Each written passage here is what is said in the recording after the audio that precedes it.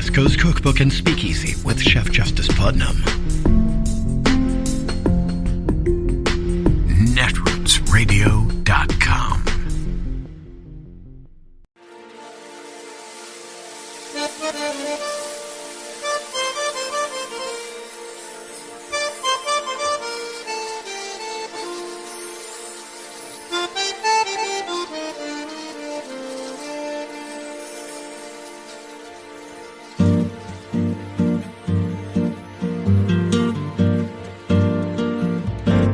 Je voudrais du soleil vert, des dentelles et des théières, des photos de bord de mer, dans mon jardin d'hiver. Je voudrais de la lumière, comme en Nouvelle-Angleterre. Je veux changer d'atmosphère, dans mon jardin d'hiver. Ma fleur sous la pluie de novembre, tes mains qui courent, je n'en peux plus de t'attendre. Les années passent, il est loin, là je tombe. Nul ne peut nous entendre. Je voudrais du Fred Astaire, revoir un latte. Jeffrey Berman never gave a single interview while he was serving as U.S. Attorney. Now he's a former U.S. Attorney, and in his new book, he says that Bill Barr and Jeffrey Rosen and Rich Donahue and Edward O'Callaghan all participated in these sustained, very improper efforts by the Justice Department to corrupt federal law enforcement and to corrupt the power of federal prosecution to help President Trump and respond to his whims and hurt his enemies.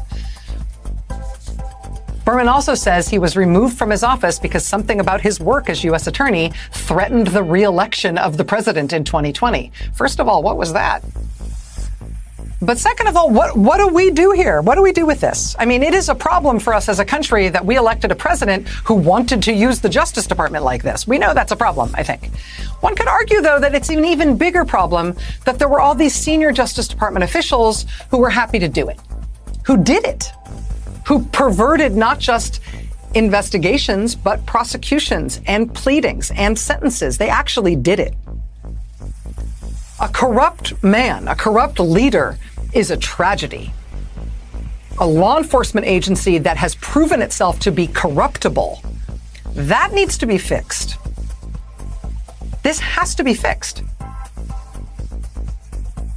I will tell you tonight, since we have been on the air, the Senate Judiciary Committee has just confirmed to us that they are launching an investigation into the claims made in Mr. Berman's book. In a letter sent to Attorney General Merrick Garland tonight, Senator Dick Durbin of Illinois, the number 2 Senate Democrat, said, quote, "These reported claims indicate astonishing and unacceptable deviations from the department's mission to pursue impartial justice, which requires that its prosecutorial decisions be free from political influence." The Senate Judiciary Committee has announced that it is launching this investigation. Senator Durbin has told the Justice Department to hand over to the Judiciary Committee all documents and communications between DOJ and the Southern District of New York related to the Michael Cohen case, the John Kerry case, and the Gregory Craig case, as detailed in Jeffrey Berman's brand new book. Joining us now is Jeffrey Berman, former U.S. Attorney for the Southern District of New York from 2018 to 2020, when he was forced out by former Attorney General Bill Barr, and he refused to resign. His new book is Holding the Line: Inside the Nation's Preeminent U.S. Attorney's Office and Its Battle with the Trump Justice Department. Mr. Berman, the book comes out tomorrow. I really appreciate you being here tonight to talk with us about it. This is a lot. Thank you for having me. First, let me just ask you, I've read the book closely, backwards and forwards, as have members of my staff, in helping me prepare to talk with you tonight. But I readily admit that I may have gotten some of these things wrong as I tried to sum them up. Is there anything that I said that struck you as wrong or misguided? No, it was great. All of it very accurate. I have to ask you about this breaking news first. Senator Dick Durbin, he chairs the Senate Judiciary Committee, is the number 2 senator. he's written to the Justice Department tonight and announced that the Judiciary Committee is launching a formal investigation. He's asked the department to hand over its documents and communications around these episodes that you describe. Do you believe that there will be documentation, that these communications will be noted in some way, that the department can provide to the Judiciary Committee so they can investigate these allegations? Oh, I'm sure there are documents that are going to be available. Rachel, my book, as you know, is all about transparency. I wanted people to understand the full scope of the outrageous and improper political interference by Trump's Justice Department in the cases of the Southern District of New York. It demonstrates what Trump is capable of and what he's likely to do, and it also provides a frontline view of just how vulnerable our justice system is. And so the book is about transparency, and I welcome this investigation, this congressional investigation, because I think a light has to be thrown on this kind of outrageous conduct that really corrupted the Department of Justice and turned it into a political instrument for the president. Some of this conduct you are describing for the first time in this book, but some of this you, for lack of a better phrase, squawked about at the time that they forced you out as U.S. Attorney. You put out this remarkable press release at the time. You insisted that you would not resign, that when Bill Barr said you had resigned, that he was lying about that. It was a remarkable confrontation and sort of a stand-up moment on your part. I remember it unfolding late at night one Friday night, the summer of 2020, and I was just agog watching it happen in real time. Well, I knew. Go ahead. I knew at the time that if Barr got me out the way he wanted to, he would put an outsider in that office who he trusted, and our sensitive investigations that were going on would have been jeopardized. And so, I was very noisy. I told the entire country what I thought Barr was doing and how he crossed the line. And I think because of that very noisy exit, as you said, Audrey Strauss took over as acting U.S. Attorney, and she's a person of the highest integrity and an icon of the New York Bar. When you put out that press release, when you pushed back in that noisy way, you said, I'm quoting from it here, "Our investigations will move forward without delay or interruption. I intend to ensure that this office's important cases continue unimpeded." And you explain in the book that you chose those words carefully because they reference the actual language of the criminal statute on obstruction of justice. I have to ask, the implication of that explanation in your book is that it's possible that you believed it was sort of a crime what happened to your office, that what Trump appointees were trying to do to SDNY was criminal obstruction of justice. Is that the implication that you are raising here? Well, I haven't focused on whether it's a crime or not, but I can tell you it violated all the norms and traditions of the Department of Justice, which is supposed to be independent from politics. And Trump turned the department into his own personal law firm. He put in people who would do his bidding, and they would, target Trump's political enemies and assist Trump's friends. And it was a disgrace. And that's what I kind of detail in the book, several instances of that. You say throughout the book how you tried to stay and fight to keep SDNY from being corrupted, from the kind of hostile takeover that you describe having taken place in another very eminent U.S. Attorney's office. You have a few different times you say variations of "I didn't want to get fired" and replaced by somebody who would be completely compliant, as you just mentioned. But I do have to ask you why, when they made you take the individual one language out of the Cohen information, when they told you to prosecute John Kerry or they told you to prosecute Greg Craig and do it before the election, why didn't we hear this from you then? Or if you couldn't do it then while you were still holding the job, why didn't we hear it from you when you were fired? Well, there are rules, laws, and statutes and regulations that prohibit DOJ employees and former employees from talking about ongoing cases and investigations, as well as conversations, internal conversations relating to those cases. And you know, we are bound by that. And so, for example, when I gave congressional testimony after I got fired, and I went to the ethics office of the Southern District of New York and the ethics office at Main Justice, and I said, what can I talk about? Because there were ongoing investigations that were politically sensitive at the time I got fired. And Barr knew about them. And, you know, can I talk about it? And the ruling that came down, and I respected it, is that, you know, you can't talk about any ongoing investigations because they might be jeopardized. You can't talk about any other cases that went on. You can't even talk about the conversations that you had with other Department of Justice employees, except for the 2 days before you got fired. You can talk about Bill Barr. And that's the authority I had when I went into my congressional testimony. And quite frankly, it was frustrating because I couldn't tell the whole story, and the whole story needed to be told. And that's the reason I wrote the book. And the book was put through pre-publication review by the Department of Justice. I followed all the rules still. I've never violated an internal DOJ rule or statute. To this day, I'm in compliance with every rule and statute. The book has been entirely vetted by the Department of Justice, and I've gotten permission to publish it. And that's, I think, why you don't hear more Department of Justice people talking about the cases they're working on, the investigations, conversations with other people, because they're restricted from doing so. And if they're to behave in an ethical manner, they can't do so. You do say towards the very end of the book something that resonates very loudly. You say that you believe the reason you were forced out was based in politics. The timing 5 months before the election was not an accident. And you say that you believe Barr forced you out of that job at SDNY because he no doubt believed that by removing me, he could eliminate a threat to Trump's reelection.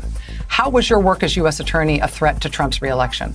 Well, at the time I was fired, the Southern District of New York was working on a couple politically sensitive cases. One of those cases is the Steve Bannon We Build the Wall case. And we were very close to indicting that case around the time I got fired, and Barr knew about the case. And as you know, that case was indicted by the Southern District of New York, by Audrey Strauss, who took over as acting U.S. Attorney after I was fired. And she brought that prosecution. And then, President Trump pardoned Steve Bannon, which was an outrageous pardon. But that's one of the cases that we were investigating, and we were very close to indicting. And the other case was the Ukraine investigations arising out of the Lev Parnas and Igor Fruman indictments. And that was something that we had been investigating for quite a while, and we continued to investigate for quite a while. And both of them were very sensitive. It is Tuesday, the 13th of September of 2022, and you are in West Coast Cookbook and Speakeasy. I am your chef de cuisine, Justice Putnam. Gunner, the English Bulldog, is our snoozing sous chef, and our daily special is Tarrytown Chowder Tuesdays, a small scant dash, a mere pinch of hot smoked Hungarian paprika will make all the difference in the world. Hey, try the Spanish kind too. I actually hear that the price is coming down on Spanish paprika. It used to be quite expensive only because production levels were so low. But since Hungary is pretty much acting as if they are an outlier state, the Spanish production of paprika has been increasing, though now they have to contend with wildfires. Oh boy. Welcome to Earth. Alrighty, folks. Speaking of welcome to Earth, I was kind of dragging Berman a bit because, wrote a book, and then we have all these bombshell reports that are now being revealed in the book. But I actually needed to reassess that critique because Berman actually did make quite a bit of noise for a person who never made any noise. And so we have to give him his due on that. And I also think that there may be a bit of time before one can actually publicize the inner workings of what went on at DOJ, whether it was corrupt as hell or not. There's certain protocols that have to be met. And so I believe that that was part of the issue too. But Berman was not quiet about his disdain of the Justice Department being turned into a political weapon, which is really rich when you hear Trump going, oh, well, they're all corrupt. Actually, no, you were able to corrupt some of it, Mr. Con Man. I don't even want to call him Mr. President, you former... Anyway, this is the common belief system of crooks. To justify their crime, their crookery, their criminal behavior, they have to believe that the rest of the world is as bad, if not worse, than they are. And it's a typical constant refrain that we hear from them. Oh, well, yeah, you guys are just as crooked as we are. No, no, sorry, that's not how it works. Because there's actually some Boy Scouts and Girl Scouts out there who believe in truth and the American way. And the American way is not goose-stepping all over people's rights, throwing women onto the pyre. Oh, we don't use stakes when we burn women here. We just let them die without being able to get the needed health care to keep them alive. Jeez, it's just unbelievable. And it's really quite amazing the speed in which they are moving this way. It's as if they know the jig is up and it's coming down and the anvil is coming down on their heads. It is. Well, don't turn and look at what's on the TV right now on cable, because it's going to be, yes, mourning for the Queen. Now, I have to admit, my English bulldog has been moping around a bit, as if he senses that 70 years of the monarchy has been changing hands. That's okay. One could ascribe human traits to an animal. One could, usually in literature. Usually. But anyway, Gunner, the English bulldog, has been seemingly quite sad, so he may be in mourning, and I apologize, Gunner, for dissing the monarchy, but, we're Americans. All right? Oh, we have some sort of genetic tie. Well, that sounds rather Teutonic. Jeez, give me a break. Any genetic tie I may have was probably at odds at the prevailing powers, whether they be British or, I don't know, Roman. Romans, really wanted to take over. Kind of did, too, as a matter of fact. But anyway, speaking of that, it's been no joke when we've spoken about dark forces arrayed against representative democracy around the world. Not just here in the United States, but around the world. Italy looks like they're going to go with the fascist lady. Okay. If you dress fascism up in kind of sexy, I guess that's one way to get it to work. I guess. Anyway, this Maloney gal looks like she's ready to move Italy to the right. That's all we need. Does she have a jaw that she can give speeches on a balcony from? I don't know. Nope. Dress it up sexy. Speaking of dressing up sexy, Habib, one of the Trump lawyers, is being sued for racial discrimination. The only black person who was working in any capacity in the law firm or whatever it is that they have going on there is suing Habib and another partner for continuous use of the N-word and other racial epithets and anti-Semitic ravings and just all sorts of weird stuff. And the usual ragings that you will sometimes see with people, I don't know, in that capacity, I guess. She looks pretty. Habib has that sort of like pretty look, so does Bob. That's why they're picked. Sexy it up. Maybe we'll get something out of it. And they sometimes do. So, yeah. And there were some other people of color within the midst of this, like the chauffeur. And and Habib's excuse for that nothing that she could have done could have been construed as racist and stuff is because she says she's not white, because only white people can be racist. Anybody else can't be racist against anybody else because we're people of color. What? Everybody can be racist. My God. Have you never been to Latin America? My God. Have you ever been to China? Jeez. Yeah, it's interesting in China. My Mandarin professor, I had actually asked her, there's a term in Chinese that refers to Europeans as white foreign devils.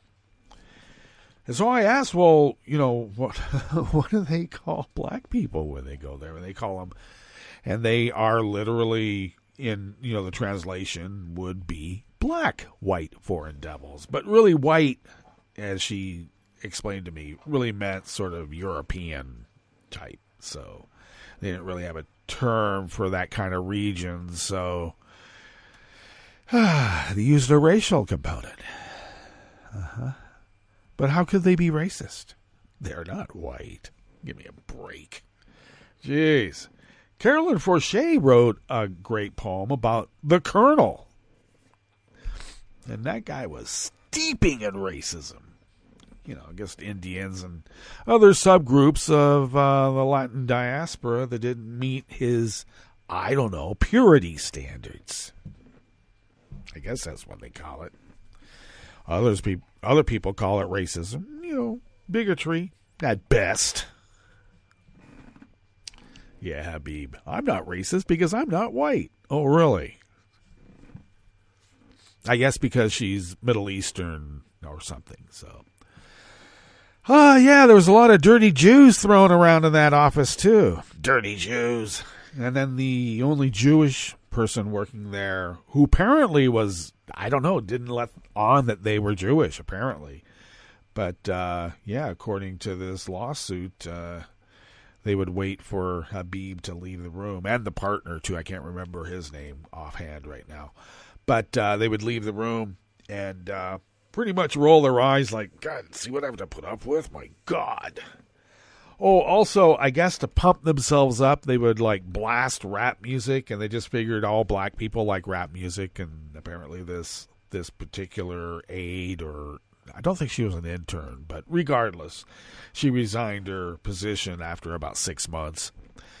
And said, I don't like rap music. And she was offended by, killing hoes and, shooting the place up.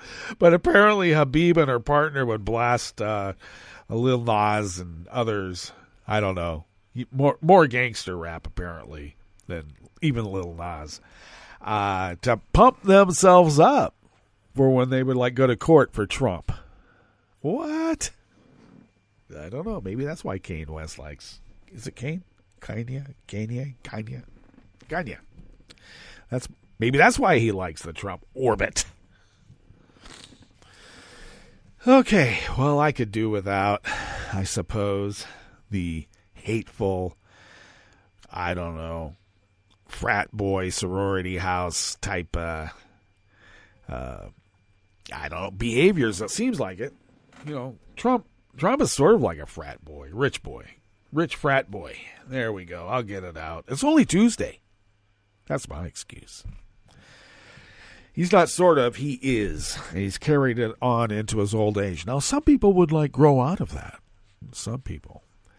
But Trump, by his own admission, says that he was fully formed, or at least his emotional and his cosmology of the world. What? That's redundant. His cosmology was totally formed when he was about 6. So how he relates to things emotionally and whatnot is the same as when he was 6. And that's no lie. That's the one time he didn't lie. Petulant little brat. All right.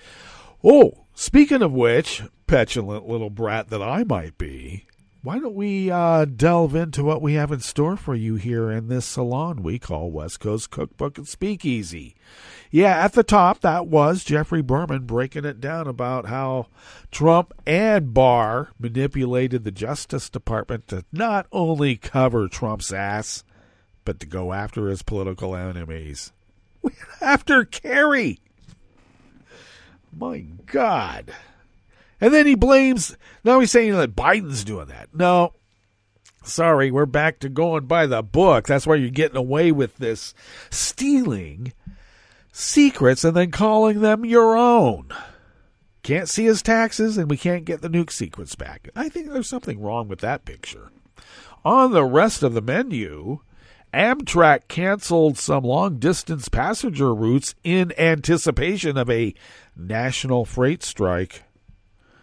Trump backers are flooding election offices with coordinated records requests in a gambit to disrupt this November's election. And Supreme Court Justice Elena Kagan cautioned that courts look political and forfeit legitimacy when they needlessly overturn precedent. Mr. John Roberts. After the break, we move to the chef's table where a Dubai court ruled that a British man suspected of masterminding a $1.7 billion, that's billion with a B, a $1.7 billion tax scheme cannot be extradited to Denmark to face charges. And the United Nations accused Taliban authorities of harassing its Afghan female employees. All that and more on West Coast Cookbook and Speakeasy. Bon appetit.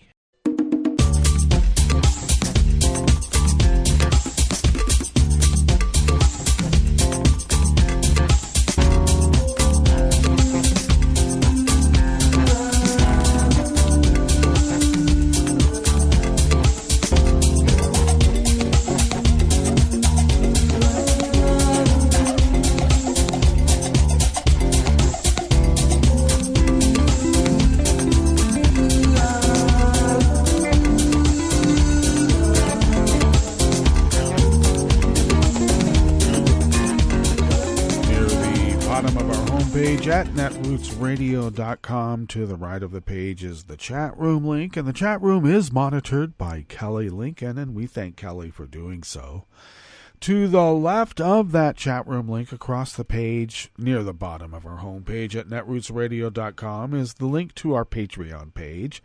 And if you could become a recurring Patreon of Netroots Radio, and if you could afford to send us what you might spend on an espresso-type coffee drink, for instance, well, if you could send those funds to us once a month, it helps us pay our bills, fly under the radar, and continue this powerhouse of resistance against those dark forces that I mentioned that are arrayed not only against representative democracy here in the United States of America, but against representative democracy around the world.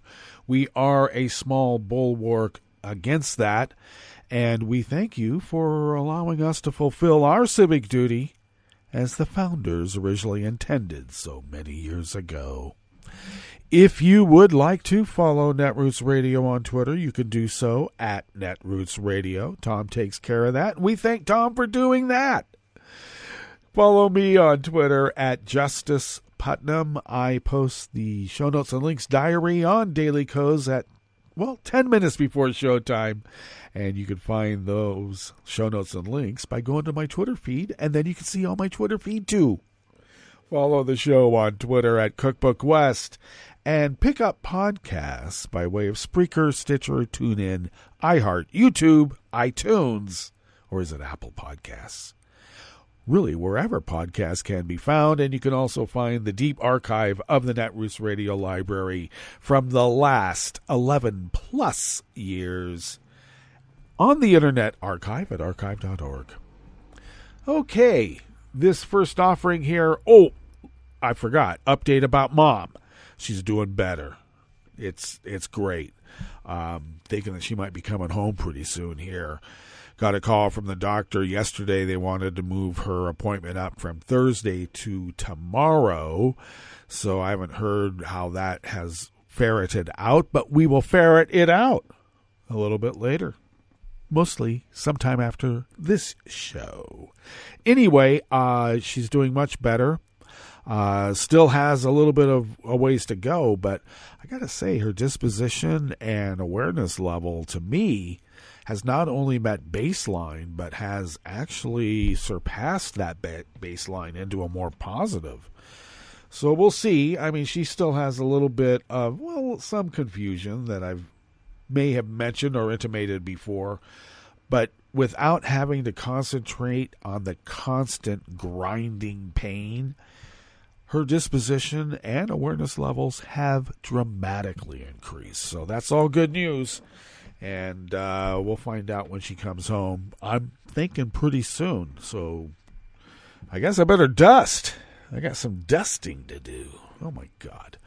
Anyway, that's that. So let us now look into or tuck into this first offering here in the Bistro Cafe to carry on the culinary motif.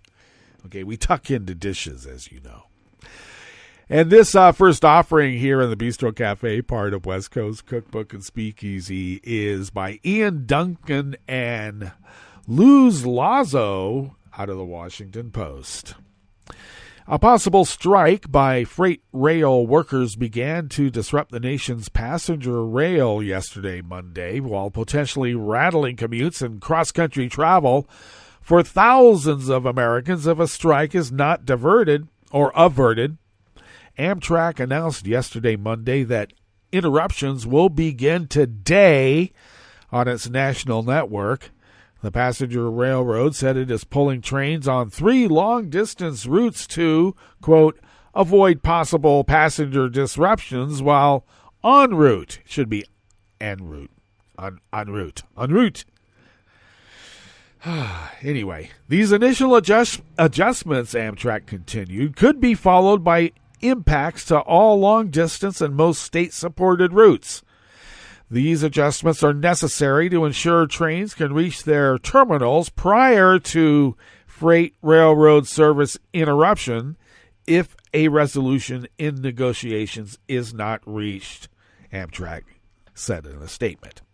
Now, Amtrak owns and operates much of its own track in the busy Northeast corridor between D.C. and Boston, but elsewhere it crosses the country on tracks owned by freight lines. And I got to tell you, freight lines get first priority, so you can sit on a side track for a half a day, which I have had the great experience of experiencing. Of course, you know, there's always the Barr car.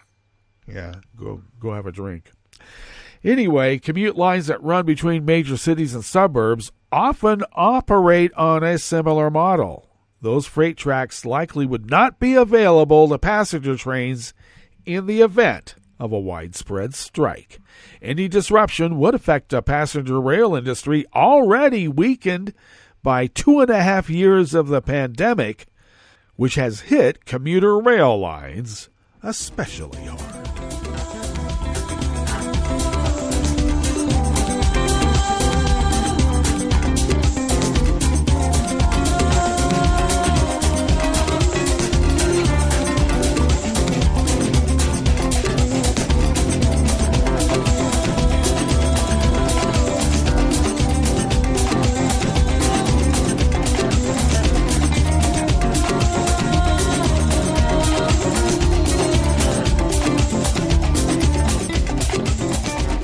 Amy Gardner and Patrick Marley of the Washington Post brings us this next offering here in the Bistro Cafe of West Coast Cookbook and Speakeasy Tarrytown Chowder Tuesdays. Supporters of Trump have swamped local election offices across the nation in recent weeks with a coordinated campaign of requests for 2020 voting records, in some cases paralyzing preparations for the fall election season, and that is a feature, not a bug. In nearly 24 states and scores of counties, election officials are fielding what many describe as an unprecedented wave of public records requests in the final weeks of summer. One, they say, may be intended to hinder their work and weaken an already strained system. The avalanche of sometimes identically worded requests has forced some to dedicate days to the process of responding, even as they scurry to finalize polling locations, mail out absentee ballots, and prepare for early voting in October, officials said. And I might add also the brown shirt tactics of harassing, threatening, and I don't know, all the other terrible things that are happening to election volunteers these days. In Wisconsin, one recent request asked for 34 different types of documents.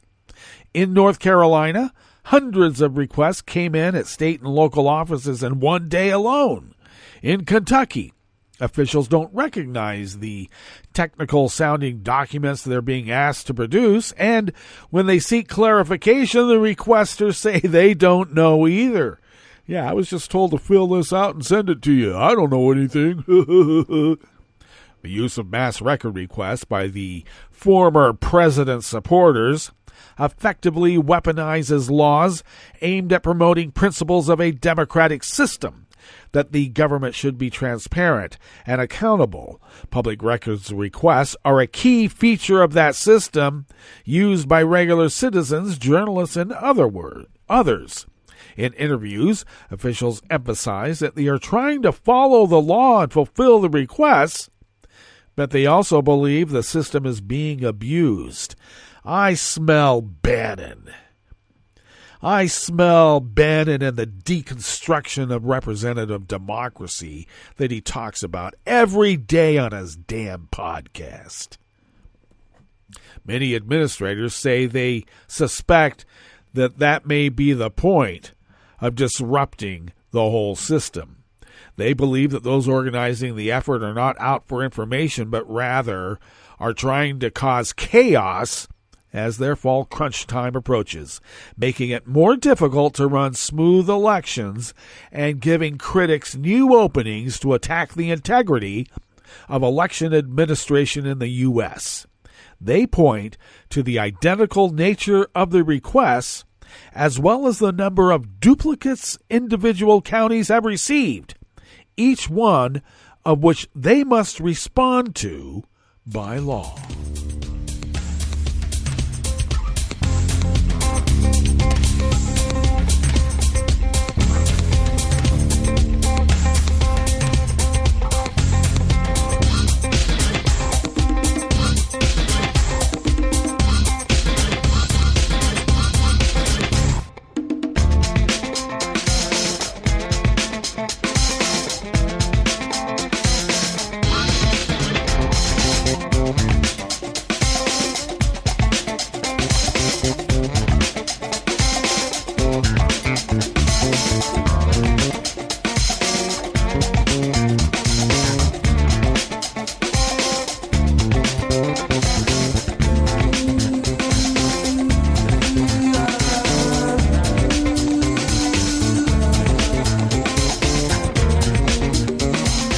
Mark Sherman of the Associated Press brings us this final offering here in the Bistro Cafe of West Coast Cookbook and Speakeasy.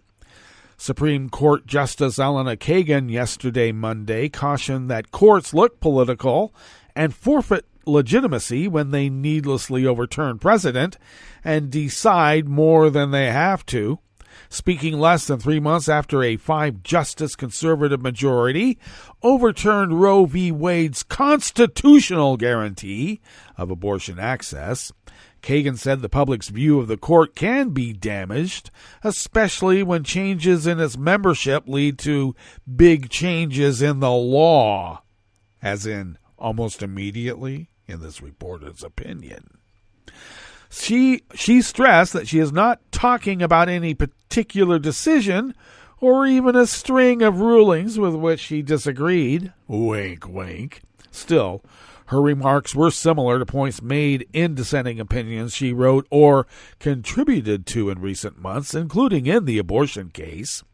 Judges create legitimacy problems for themselves when they instead stray into places where it looks like they're an extension of the political process, or when they're imposing their own personal preferences. Kagan said at Temple Emmanuel in New York. The event was live-streamed.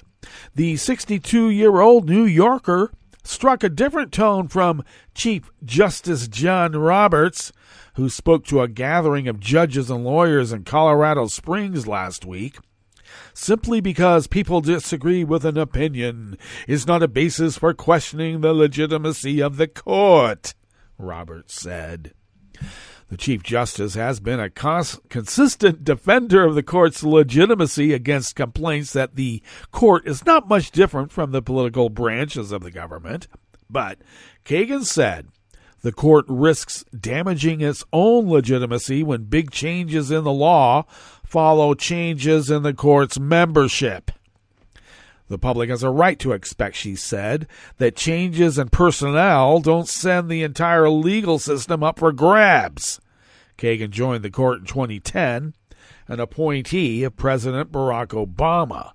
3 of the justices who were part of the court's conservative majority were appointed by Trump. They voted to overturn Roe and also imposed limits on the Biden administration's efforts to fight climate change, expanded gun rights, and weakened the separation between church and state. In the court term that begins next month, the court will take up a challenge to the use of race in college admissions, just 6 years after the court reaffirmed affirmative action in higher education. Kagan also briefly addressed the unprecedented leak of the draft opinion in the abortion case, saying it makes the justices' jobs much harder when you might wake up tomorrow morning and there's an opinion on the front page of the newspapers. She said she does not know if the investigation Roberts ordered in May has determined the source of the leak. Well, we know it was Jenny Thomas to keep people in line. We're looking at you, Brett. All right, let us now go to our break. And when we get back from that break, we will go through weather from around the world. And we will finish up with the stories that we've curated for you today. You are listening to West Coast Cookbook and Speakeasy. And we will be right back. You are listening to netrootsradio.com. Please hang up and try again.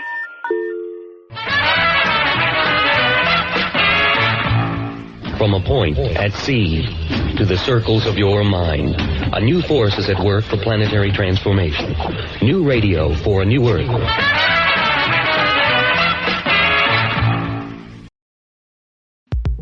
This is Scientific American's 60-Second Science. I'm Christopher Intagliata. When you think of pollinators, what comes to mind? Bees, butterflies, maybe hummingbirds? Well, how about flies? Flies in general are the second most important group of pollinating insects. So I think that they deserve more credit than they often get. C. Scott Clem is an insect ecologist at the University of Georgia, and he's been studying a type of fly known as a hoverfly. You may have actually seen them before, masquerading as bees and wasps. They tend to be yellow and black colored, and they're kind of different from other flies in that regard. They're these little insects that you often find visiting flowers, or sometimes they'll actually land on your skin, seeking the salt on your skin. By studying isotopes in the insect's legs and wings, Clem and his colleagues have now determined that some of these flies make a remarkable autumn migration. They seem to originate near Ontario, Canada, and then they fly hundreds of miles south to central Illinois. And it's possible that some go even further, thousands of miles perhaps. They get up in high altitude air currents. They're able to just surf on these winds, basically, and it takes them these vast distances. The results appear in the journal Ecological Monographs. As for why the flies migrate, well, Clem says they might be pursuing the aphids they eat southward, or maybe they're following the blooms of nectar-rich flowers. And if they're moving, they could be moving these ecological services across the continent on an annual basis. The scientists write that the flies could be transporting billions of grains of pollen across the continent, all while working to exterminate pests.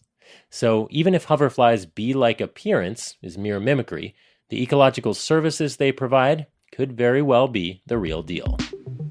Thanks for listening. For Scientific American's 60-Second Science, I'm Christopher Intagliata.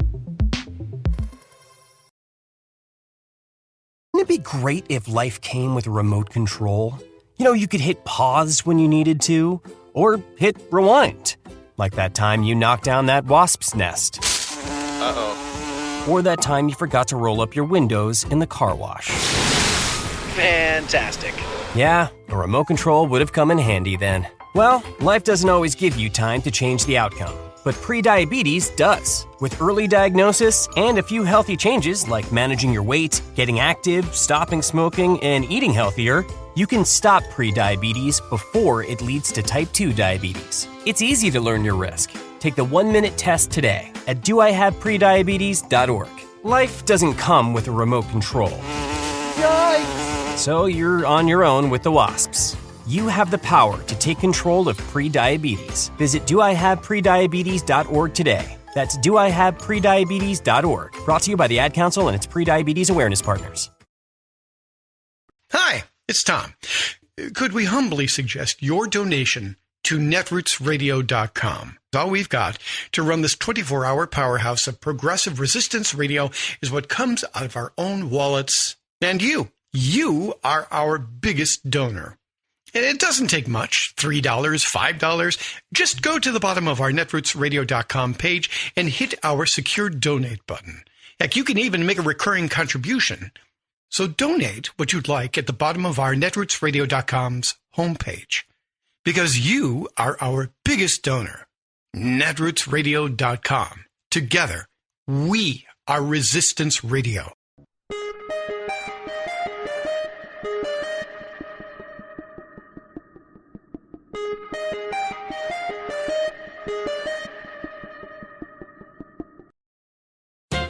What makes a newspaper great? Many say it's having street-savvy reporters and editors with the integrity to shine the light of investigative journalism on the power structure's abuses. But no, says Fred Ryan, top executive of the Washington Post. The secret is attendance. Ryan, a corporate manager and former Ronald Reagan staffer, was handpicked to be CEO of the legendary paper by Jeff Bezos in 2014 when the Amazon billionaire bought the Post. But on Ryan's watch, readership is in decline, which he blames on newsroom sluggards who don't spend enough time in the office. So he's become the hall monitor, measuring reporters' productivity by their office attendance. Fred seems unaware that a good reporter's real work is out on the beat, not sitting in front of a computer. No doubt he would have fired Woodward and Bernstein for being out of office so often to meet with Deep Throat to uncover Nixon's Watergate scandal. In fairness, though, he apparently has a two-part plan to boost team spirit. 1, eliminate 100 reporters. And 2, judge the output of those remaining by counting the number of video conferences they attend each week. But that's hardly the totality of Ryan's innovations. The big news is that he's hired not 1 but 2 high-dollar PR firms to create a cutting-edge, quote, branding strategy for the Post. Already, they've come up with a spiffy new corporate slogan, "We don't just break news, we break ground." Wow, how great is that? Never mind that some wags have changed the second line to "We break wind." This is Jim Hightower saying, when overpaid incompetents like Ryan substitute slogans and computer metrics for real solutions, they're admitting that they are the problem. They don't know how to motivate and manage a creative workforce. They should resign in embarrassment. Make sure you're registered to vote. Go to rockthevote.org. Vote for Democrats up and down the ticket. This message, a public service from all the fine people of netrootsradio.com. I'm Rick Smith, and this is Labor History in 2. On this day in labor history, the year was 2013. Riot police used tear gas and water cannons to clear out Zocalo Square in Mexico City. The square was occupied by protesting teachers. The teachers had been on strike for weeks. They wanted changes made to educational reforms that had been passed by the Mexican government. The education reforms included new performance-related testing for teachers, but the reforms did little to address the economic disparity faced by many school children. The evaluation tests did not take into account the difficult conditions for teachers in the poorest regions of Mexico. The teachers worried the tests would lead to mass layoffs. Police wanted to clear Zocalo Square before Mexico's annual independence celebration. Most protesters left peacefully. However, some remained. Police, using armored vehicles and helicopters, clashed with the remaining protesters. Officers tore down protesters' temporary shelters and put out small bonfires. Protesters responded by throwing projectiles at the police. The police arrested many of the remaining protesting teachers. After the square was cleared, a BBC reporter noted that police had achieved their goal. Still, the reporter added, the sight of riot police and armored vehicles in the country's most emblematic plaza is not the image of unity the government wanted to portray hours before President Peña Nieto celebrated his first Independence Day as Mexico's president. If it sounds familiar, it is, because teachers in the United States are dealing with similar issues. Teachers, through their unions in both the United States and Mexico, fight for a quality education for all children. We don't need no education. Labor History in 2 brought to you by the Illinois Labor History Society and The Rick Smith Show. For more information, go to laborhistoryin2.com.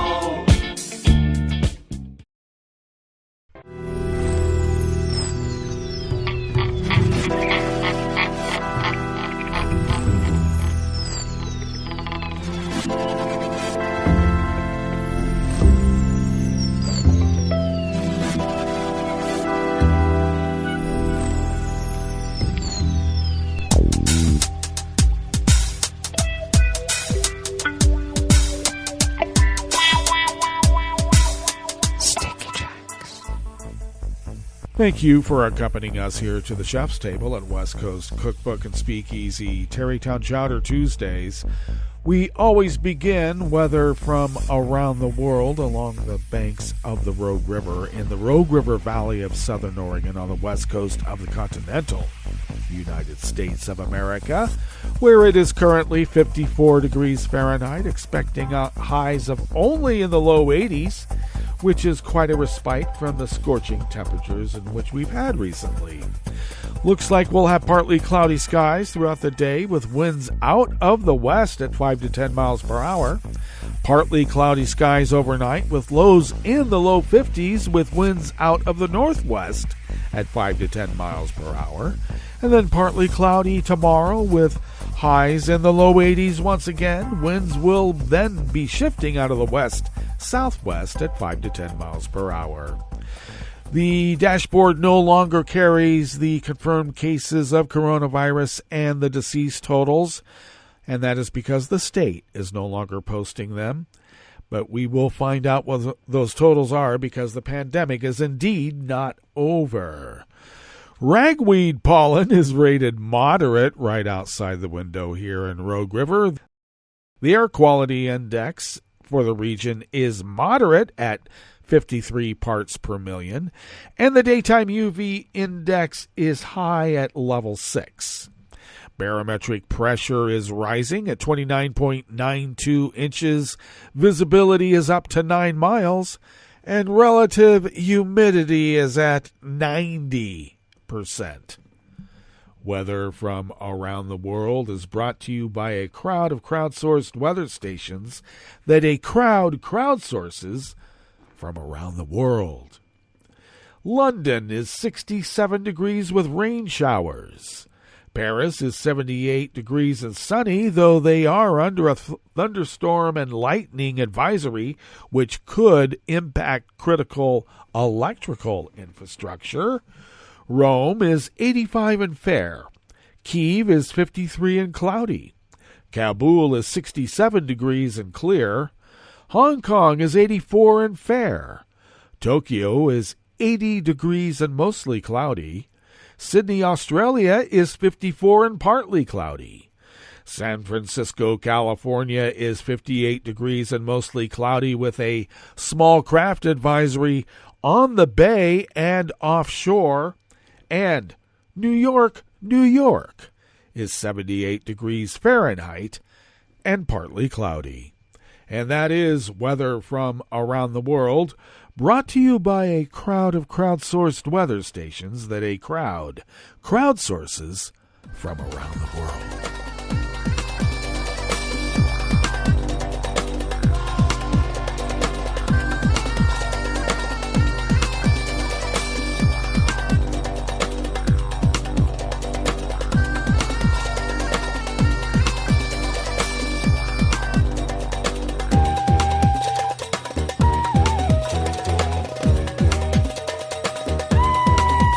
Malik Harb of the Associated Press brings us this first amuse-bouche here at the chef's table at West Coast Cookbook and Speakeasy. A Dubai court ruled yesterday, Monday, that a British man suspected of masterminding a $1.7 billion tax scheme cannot be extradited to Denmark to face charges. The decision in the high-profile case grants the hedge fund trader Sanjay Shah a victory against Danish authorities, who sought him for his role in the country's largest ever fraud cases. The court ruling, which judges delivered without explanation, can be appealed by prosecutors within 30 days. The elaborate tax scheme, which ran for 3 years beginning in 2012, allegedly involved foreign businesses pretending to own shares in Danish companies and claiming tax refunds for which they were not eligible. Prosecutors in Copenhagen did not immediately respond to a request for comment. The 52-year-old financier has maintained his innocence in past interviews with journalists, but never appeared in Denmark to answer accusations.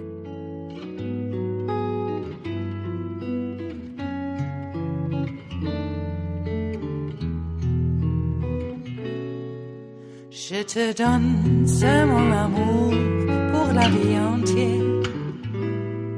La promesse de me trouver à tes genoux. Aussitôt que tu m'appelles, rester toujours fidèle. C'est tout, c'est tout. Je te donne tous mes printemps, mes étés de mer, mes automnes quand les feuilles tombent partout. Si ce n'est pas une bonne affaire, je te donne tous mes hivers. Rahim Fayez of the Associated Press brings us this final amuse-bouche here at the chef's table at West Coast Cookbook and Speakeasy. The United Nations mission in Afghanistan has accused Taliban authorities of harassing its Afghan female employees, urging local officials to respect all its staff in a statement issued yesterday, Monday. There has been an emerging pattern of harassment of Afghan UN female staff by the de facto authorities, the statement said, referring to the country's Taliban rulers. 3 Afghan women working for the UN were recently detained briefly and questioned by armed security agents of the de facto authorities, the statement added. The UN called for an immediate end to all such acts of intimidation and harassment targeting its Afghan female staff and reminded local authorities of their obligations under international law to guarantee the safety and security of all UN personnel operating in Afghanistan. A statement released by the Taliban late last night denied that local authorities had detained any UN employees.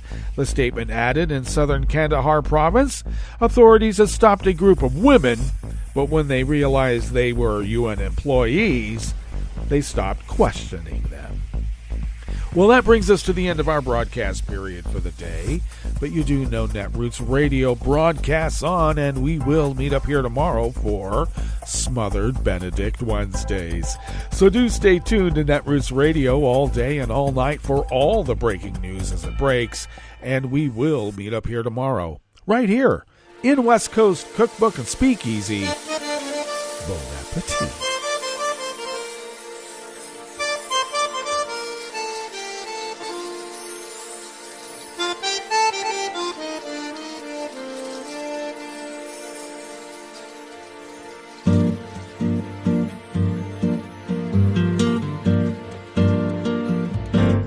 Je voudrais du soleil vert, des dentelles et des théâtres, des photos de bord de mer, dans mon jardin d'hiver.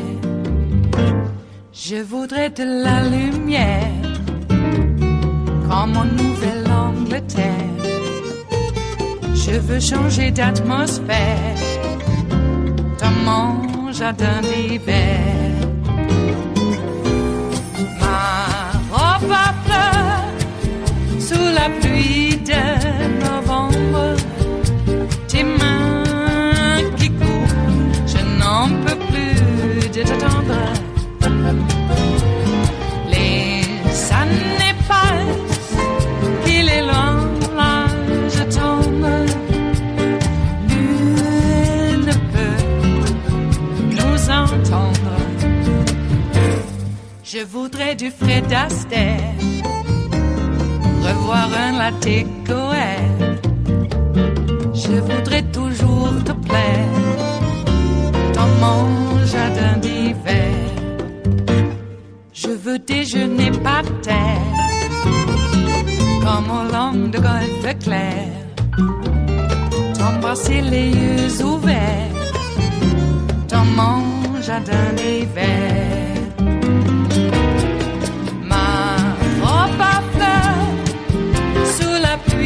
De novembre, tes mains qui courent, je n'en peux plus de t'attendre. Les années passent, il est loin, là je tombe. Nul ne peut nous entendre. Ba-da-da-dum-di-da-dum. Ba-da-da-dum-di-da-dum. Ba-da-da-dum-di-da-dum. Dans mon jardin d'hiver. Ba-da-da-dum-di-da-dum. Ba-da-da-dum-di-da-dum. Ba-da-da-dum-di-da-dum. Dans mon jardin d'hiver. Dans mon jardin d'hiver. Dans mon jardin d'hiver.